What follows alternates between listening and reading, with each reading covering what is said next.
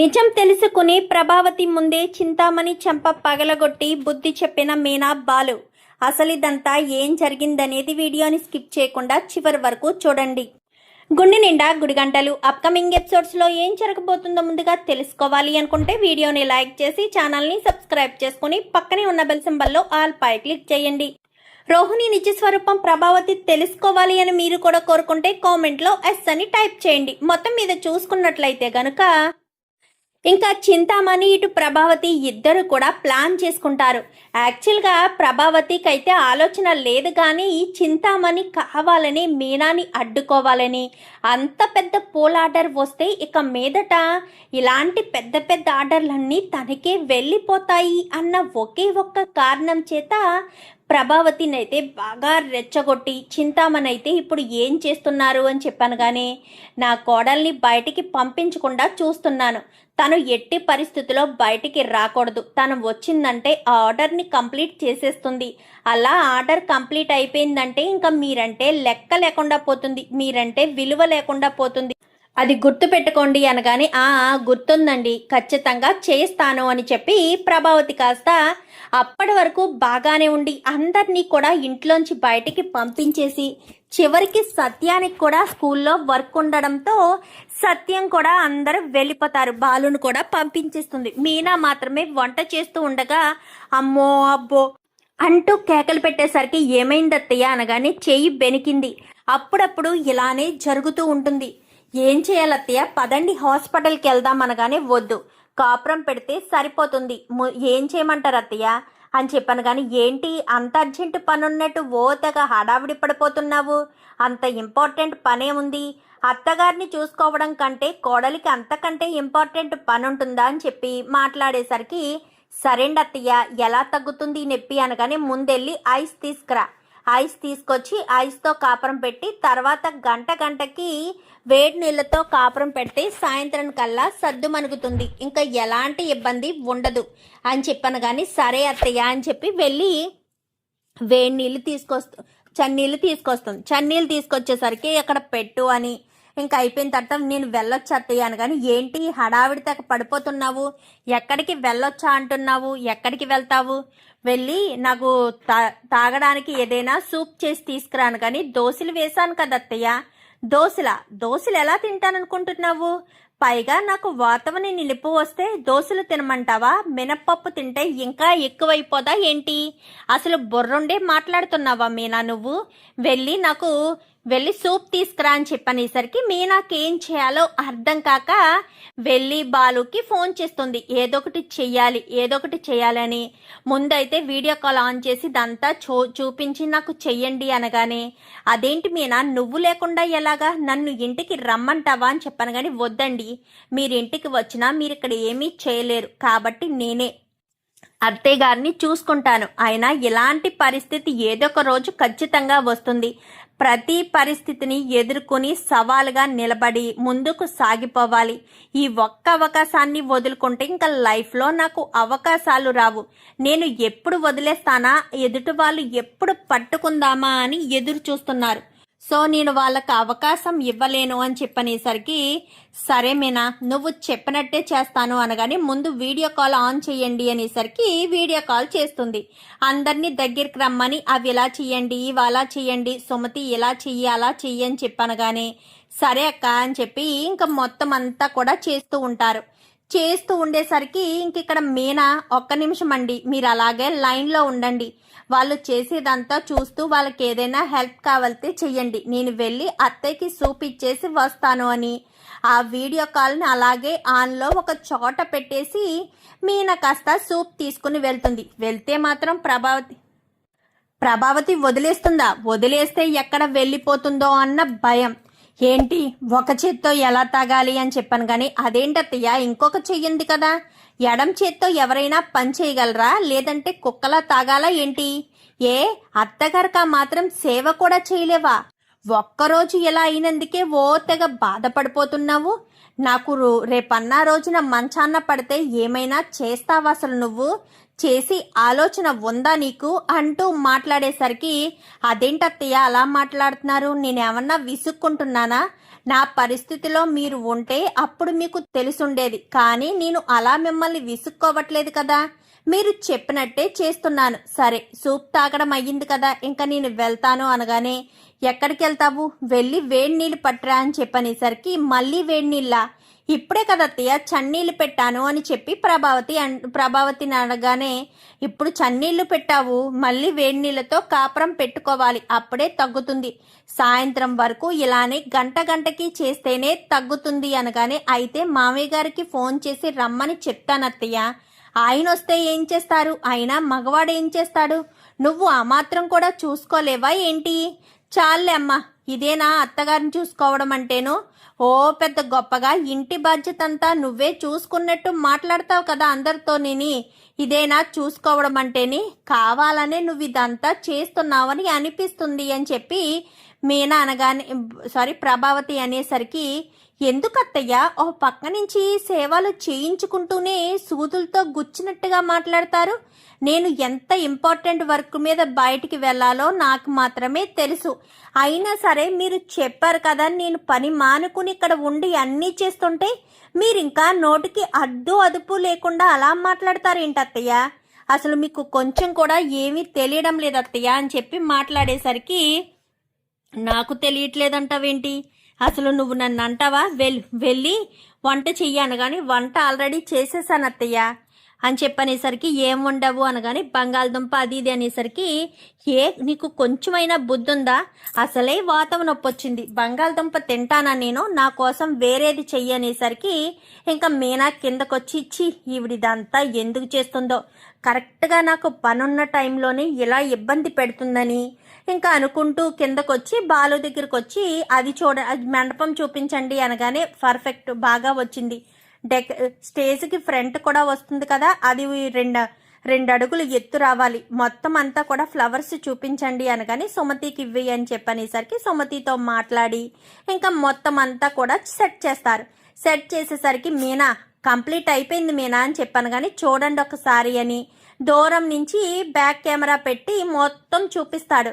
అలాగే ఎంట్రన్స్ కూడా చేసేసేయండి అనేసరికి ఎంట్రన్స్ కూడా అలాగే అక్కడక్కడ గుర్తులు పెట్టండి అని స్టేజ్ మీద సుమతికి చెప్తుంది. సరే అని మొత్తం అంతా కంప్లీట్ చేసి ఒక్కసారి నాకు వీడియో పెట్టండి అని చెప్పనేసరికి మొత్తం అంతా ఫ్రంట్ మొత్తం అంతా కూడా వీడియో తీసి పెడతాడు. ఇప్పుడు ఓకేనా మీనా అనగానే, చాలా థ్యాంక్స్ అండి అనేసరికి, లేదు మీనా, నువ్వు చెప్పబట్టే మేము చేయగలిగాము, అక్కడ నువ్వు ఎంత బాధపడుతున్నావో నేను అర్థం చేసుకోగలను, ఇక్కడికి వచ్చి ఇంత పెద్ద ఆర్డరు చేయలేకపోతే మళ్ళీ పేరు వస్తుంది, ఒక్కసారి పేరు పోయిందంటే మాత్రం లైఫ్లో మళ్ళీ ఇలాంటి అవకాశం రాదు అన్న ఉద్దేశంతోనే కదా నువ్వు ఇదంతా చేసావు, నాకు అర్థమవుతుంది మీనా అని చెప్పి ఇంకా బాలు అంటాడు, సరేనండి డెకరేషన్ అంతా అయిపోయింది కాబట్టి ఫ్లవర్స్ ఏమైనా ఉంటే అక్కడక్కడ పెట్టేసేయండి, మిగిలిన ఫ్లవర్స్ ఉంటే వాళ్ళకు ఇచ్చేసేయండి అని చెప్పాను. కానీ సరేనని ఇంకా మీనా ఫోన్ పెట్టేస్తుంది. ఫోన్ పెట్టేసి,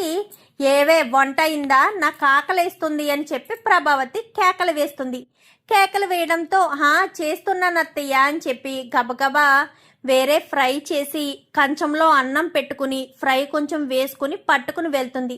ఈలోపు ఇదంతా డెకరేషన్ పూర్తి చేసేసింది కదా, చింతామణి చాటుగా వచ్చి చూస్తుంది.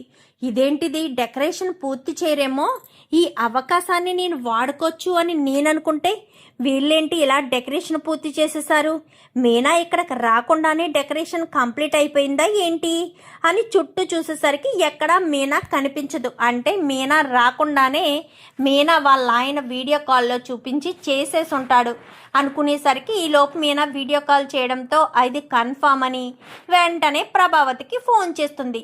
ప్రభావతికి ఫోన్ చేసేసి, ఏమైంది, ఆ డెకరేషన్ ఆగిపోయిందా, ఆర్డర్ ఆగిపోయిందా అనగాని, ఏమంటున్నారు, ఎక్కడ ఆగిపోయింది, మీ ఇంట్లో వాళ్ళు అంతా కలిసి చేసేసారు కదా, మీ అబ్బాయి మీ వాళ్ళ చెల్లెలు మిగిలిన వాళ్ళంతా చేసేసారు కదా, మీరు మీనా నాపిన డెకరేషన్ మాత్రం ఆగలేదు అని చెప్పి ఇంకా ఫోన్ మాట్లాడేసరికి, అవునా, మీనాను క్షణం తీరిక లేకుండా నేను ఇది ఇక్కడ పనుల మీద పనులు చెప్పి నా చెయ్యి నొప్పి లేకపోయినా నొప్పి వచ్చిందని అబద్ధం చెప్పి మరి నేను ఇదంతా చేస్తేను మీనా అక్కడికి రాకుండా ఎలా డెకరేషన్ పూర్తి చేసేసారు.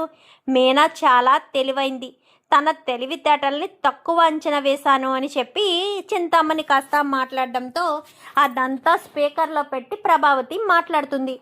ప్రభావతి కోసం భోజనం తెచ్చిన మీనా ఆ భోజనం అంతా తీసుకెళ్ళి పైకి ఇద్దామనుకునేసరికి ఈ ఫోన్ మాట్లాడడం చూసి, ఓహో అత్తయ్య కావాలని నన్ను బయటికి వెళ్ళనివ్వకుండా చేశారన్నమాట, ఆ చింతామణితో చేతులు కలిపి ఇదంతా చేశారన్నమాట అని చెప్పి ప్రభావతి గురించి మీనా అయితే ఆలోచిస్తూ ఇంకా భోజనం పట్టుకెళ్ళి అక్కడే మంచం మీద పడేసి వచ్చేస్తుంది. ఏ మీనా అని చెప్పి ఎంత పిలుస్తున్నా కానీ వినిపించుకోనట్టుగానే వచ్చేసి హాల్లో కూర్చుని బాధపడుతూ ఉంటుంది మీనా. ఈలోపు బాలు అక్కడ డెకరేషన్ అంతా కంప్లీట్ చేశాడు కదా, కొన్ని పూలు మిగిలితే వాళ్ళకి ఇచ్చేగా ఆ పువ్వులు తీసుకుని వచ్చేస్తాడు. వచ్చేసేసరికి మీనా మీనా అంటూ గట్టిగా పిలవడంతో ఏమైందండి, ఏమైంది మీనా అలా ఉన్నావేంటి, అక్కడ డెకరేషన్ సక్సెస్ అయింది కదా, మరి నువ్వెందుకు ఇంత డల్గా ఉన్నావు అనగానే, మీ అమ్మగారు చేసే పనులు చూస్తుంటే నాకు చిరాకు వస్తుంది, రోజుకి మీ అమ్మగారి మీద ఉన్న గౌరవం మొత్తం పోతుంది అని చెప్పి మీనా కాస్త అంటుంది. ఇప్పుడు మా అమ్మ ఏం చేసింది మీనా, మా అమ్మ చేయి నొప్పి పట్టడమే తను చేసిన తప్ప అని చెప్పి బాలు అనగానే, నేను చెయ్యి నొప్పి పట్టడం తప్పు అని చెప్పట్లేదు, లేని నొప్పిని ఉంది అని నాటకాలు ఆడితేనే తప్పు అని చెప్తున్నాను. లేని నొప్పిని ఉంది అని మా అమ్మ చెప్పడం ఏంటి మీనా, ఏమంటున్నావు నువ్వు, చెయ్యి బెనికింది అని చెప్పడం అబద్ధం అంటున్నావా అనగానే, అవునండి అబద్ధమే, కావాలని మీ అమ్మగారు నేను బయటికి వెళ్ళకూడదని ఆ చింతామణితో కలిసి ప్లాన్ చేశారండి అని చెప్పనేసరికి, ఏం మాట్లాడుతున్నావు మీనా, చింతామణితో కలిసి మా అమ్మ ప్లాన్ చేయడం ఏంటి అనగానే, అవునండి నేను ఎటు వెళ్ళనివ్వకుండా ఉండడం కోసం చెయ్యి నొప్పొచ్చిందని, ఆ వేడినీళ్ళు కావాలి, చన్నీళ్ళు కావాలి, సూప్ కావాలని ఓ పక్క నుంచి సేవలు చేయించుకుంటూనే మరో పక్కన సూటుపోటి మాటలు మాట్లాడుతూ నేను ఎటు కదలకుండా చేశారు. తీరామోసి చూస్తే ఆ చింతామణితో చేతులు కలిపి లేని నొప్పి ఉంది అని నన్ను ఇక్కడే కట్టి పాడేయాలని, కావాలని డెకరేషన్ దగ్గరికి నేను రాకుండా ఉండాలి అని ఆ చింతామణి అత్తయ్య కలిసి ప్లాన్ చేశారండి అని చెప్పనేసరికి, నమ్మలేకపోతున్నాను నేను మీనా అని చెప్పాను కానీ నేను నమ్మలేకపోయానండి, కానీ ఫోన్ మాట్లాడుతున్నప్పుడు విన్న తర్వాతే నాకు అసలు విషయం అర్థమైంది. ఆ మీనా రాకుండా చెయ్యాలి అని చెప్పాను కదా, మరి మీనా ఎలా వచ్చి అక్కడ డెకరేషన్ పూర్తి చేసింది, మీనా చాలా తెలివి తక్కువది అని మీరు అనుకుంటున్నారు, తెలివైంది, అందుకే తను అక్కడికి రాకుండానే వీడియో కాల్తో తన చెల్లితో తన మొగుడుతో పని చేయించేసింది అని ఆవిడ ఫోన్లో చెప్తూ ఉంటే అత్తయ్య వినడం నేను కల్లారా చూశాను అని చెప్పనేసరికి, ఈ విషయం గట్టిగా తేల్చాల్సిన విషయం అండి, ఎప్పటి వరకు ఏ గొడవ వద్దు ఏమి వద్దు అని నేను అనుకునేదాన్ని, కానీ అత్తయ్యను మాత్రం ఎట్టి పరిస్థితుల్లో క్షమించను కూడా, ఆవిడ ఎలాంటి పని చేస్తుందని అస్సలు అనుకోలేదు, ఎవరో ముక్కు మొహం తెలియని వ్యక్తితో చేతులు కలిపి ఇంటి కోడలు పరువు తీయాలనుకుంటుందా, ఇంటి కోడలు ఎదుగుతుంటే చూసి ఓర్వలేకపోతుందా, ఇలాంటి అత్త ఎవ్వరికీ ఉండకూడదు, ఇన్ని రోజులు ఈవిడికి నేను ఇష్టం లేదు కాబట్టి ఇలా మాట్లాడుతుంది అనుకున్నానే తప్ప ఈవిడి ఇంత దరిద్రమని ఇంత దారుణమని కలలో కూడా అనుకోలేదు అని చెప్పి ఇంకా మీనా కాస్త ఏడుస్తూ ఉంటుంది. ఏడుస్తూ ఉండేసరికి బాధపడకు మీనా అని చెప్పి బాలు ఓదార్స్తాడు. సరైన సమయానికి మీరు సుమతి అక్కడ అక్కలు ఉండి హెల్ప్ చేసి అంత పెద్ద ఆర్డర్ని నేను రాకపోయినా కానీ సక్సెస్ఫుల్గా కంప్లీట్ చేశారు. అదే నేను ఏం చేయాలి అని భయపడుతూ ఉండిపోతే నన్ను ఇక్కడే ఉంచేయాలని, ఆర్డర్ నేను కంప్లీట్ చెయ్యకూడదు అన్న ఒకే ఒక్క కారణం చేత వీళ్ళు ఎలా ప్లాన్ చేశారు. అక్కడ ఏదైనా జరగరాంది జరిగితే ఇలాంటి సమస్యను మళ్ళీ వచ్చే అవకాశం ఉంటుందా, ఈ రకంగా చేస్తుందా అని చెప్పి మాట్లాడేసరికి, ఏంటి మీనా బాధపడకు, నాన్న వచ్చాక తేల్చుకుందాము అని చెప్పాను కదా, నాన్న వచ్చిన తర్వాత మాట్లాడదాం, నువ్వేం టెన్షన్ పడకు, నాన్న రావడంతో మీ అమ్మ విషయం బయట పెట్టేద్దామని చెప్పి ఇంకా బాలు అయితే ఎదురు చూస్తూ ఉండేసరికి సత్యం కాస్త రానే వస్తాడు. ఏంట్రా ఈరోజు ట్రిప్పుకు వెళ్ళలేదా?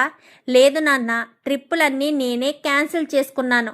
నా భార్య బాధపడుతూ ఉంటే చూస్తూ ఎలా ఊరుకోగలను, ఎలా ఉండగలను? అందుకే ట్రిప్పులు క్యాన్సిల్ చేసుకుని నేనే వెళ్ళిపోయాను అని చెప్పి మాట్లాడేసరికి, ఏంటి ఏంటి మీనా బాధపడుతుందా? ఎందుకురా, ఏం జరిగింది? ఎందుకు మీనా బాధపడుతుంది అని చెప్పాను కానీ ఎందుకు బాధపడుతుంది? మీ ఆవిడ ఉంది కదా, మీ ఆవిడ బాధ పెట్టడం వల్లే బాధపడుతుంది.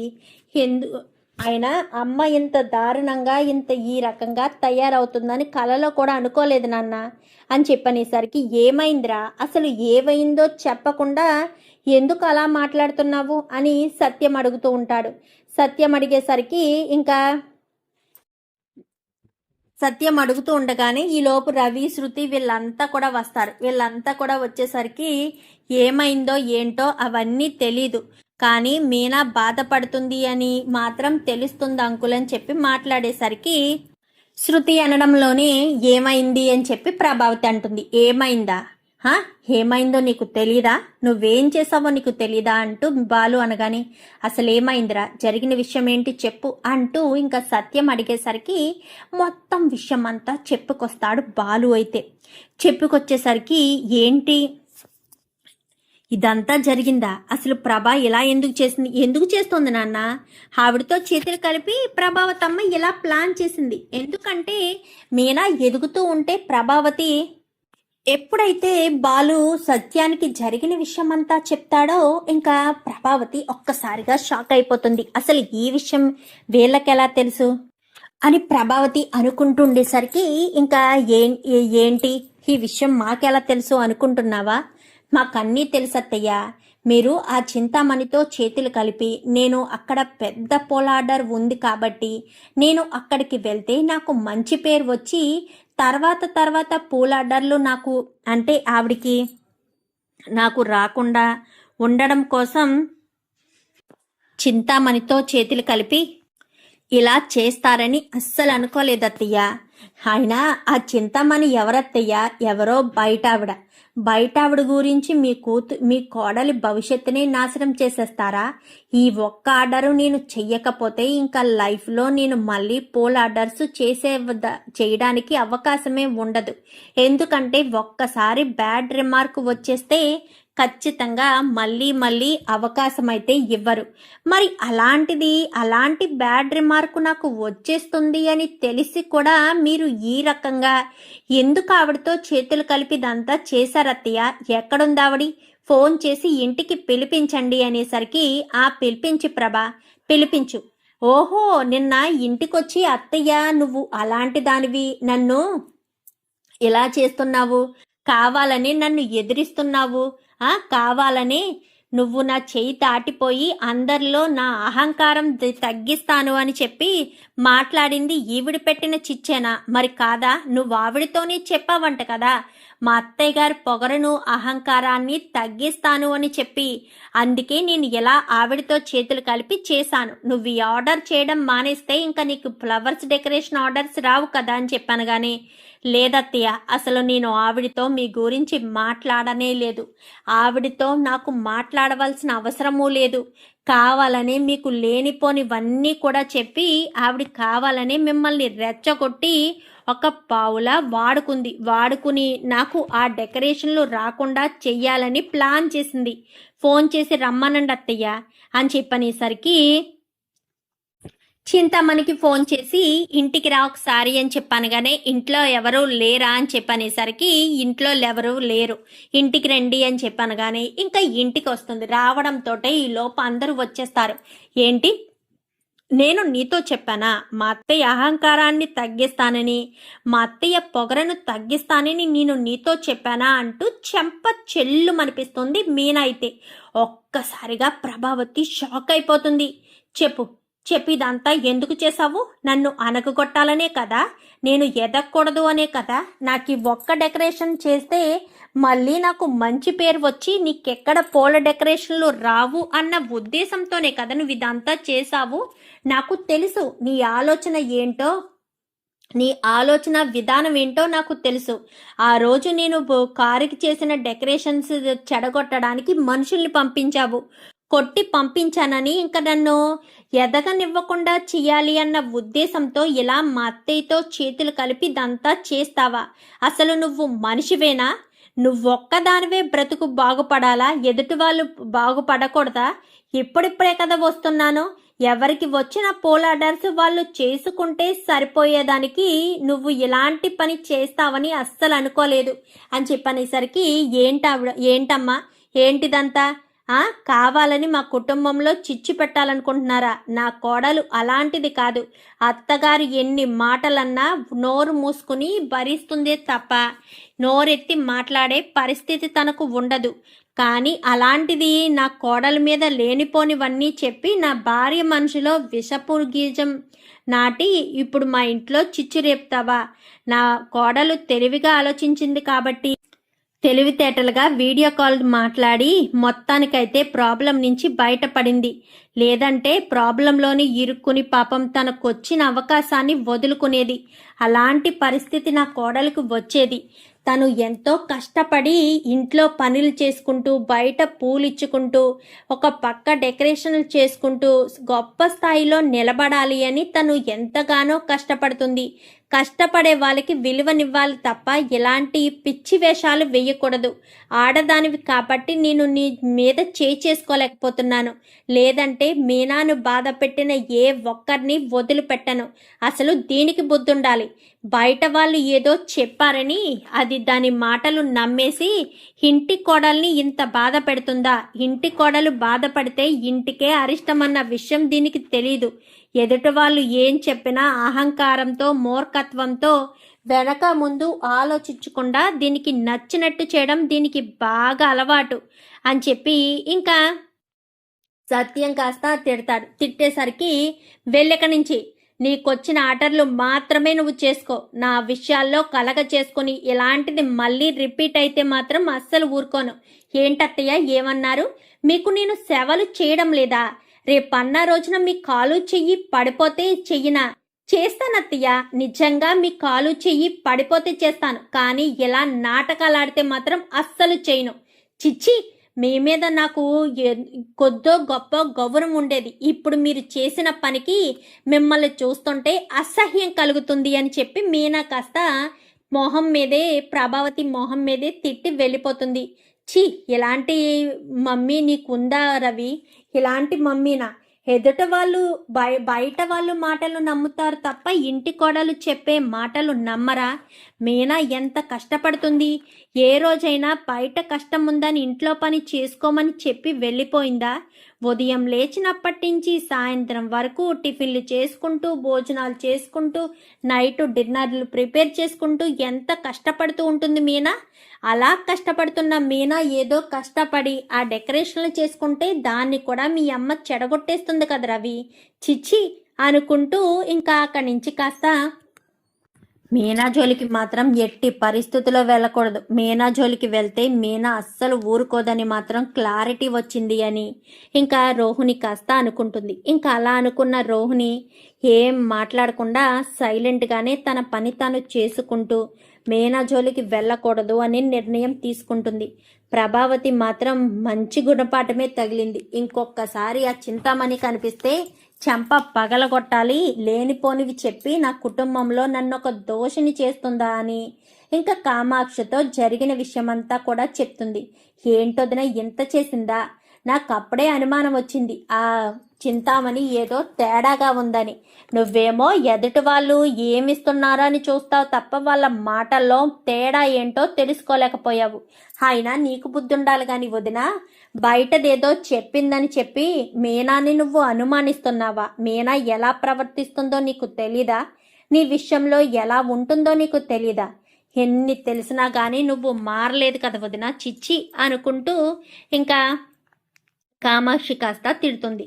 చూద్దాం మరి రాబోయే ఎపిసోడ్స్లో ఇలాగే జరగాలని మీరు కూడా కోరుకుంటే వీడియో నచ్చితే లైక్ చేసి ఛానల్ని సబ్స్క్రైబ్ చేసుకుని పక్కనే ఉన్న బెల్ సింబల్లో ఆల్ పై క్లిక్ చేయండి. Thank you for watching.